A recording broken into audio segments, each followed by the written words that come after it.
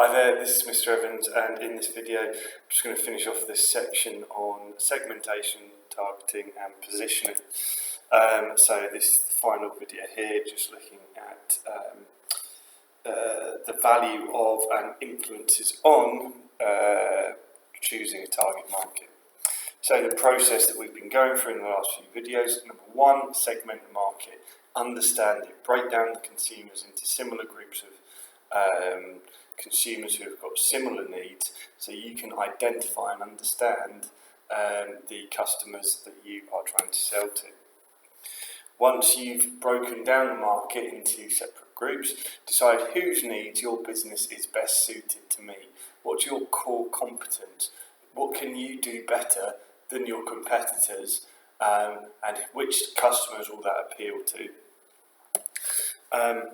And how are you going to position your brand so that it communicates with that target market? How are you going to create a brand image that appeals to your market? If you want any more information on that process, go back and watch the previous videos in the playlist. Just looking finally at the influences on targeting and positioning. So your core competencies and your unique selling point. Okay, so it's no good identifying that there's a need in the market for, say, a cheap product, a cheap alternative to what's already in the market, if your core competence is building really high quality and excellent goods. If you start trying to provide a cheap product, probably you're going to confuse customers, and it's not your strong point. Okay, so that would be an influence on targeting and positioning. What are you good at? What's your unique selling point? You'd want to look at your competitors' USPs. Where is there an opportunity?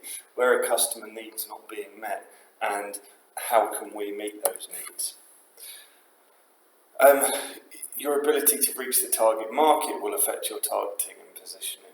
Okay, it's no good identifying a target market that is very difficult for your business to reach. Maybe they're in a difficult geographic location. Maybe they won't be prepared to travel to consume your product. Maybe there's another factor that's blocking you being able to effectively communicate with the target market. Budget constraints is always an influence. Okay, do you have the budget to communicate effectively with these people? How will you market to them, etc.?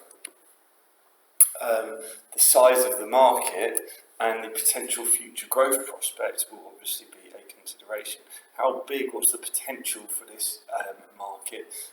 Is this a market that is growing in size or shrinking in size? And therefore, what are our long-term prospects like if we target this group of customers?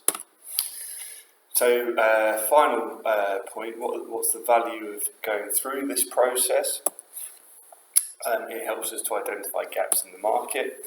It helps us to identify future trends. We can see which areas of the market are growing and which aren't. It allows us to differentiate our offer from competitors. Allows us to build a unique selling point. It should help us to reduce our marketing costs. If we're not aiming at the mass market, if we're selecting a clear market niche, we should be able to target them far more effectively with our advertising, and therefore it's very cost effective to do so. Okay, finally, it should allow us to increase customer satisfaction if we're meeting the needs of our group of customers. Excuse me.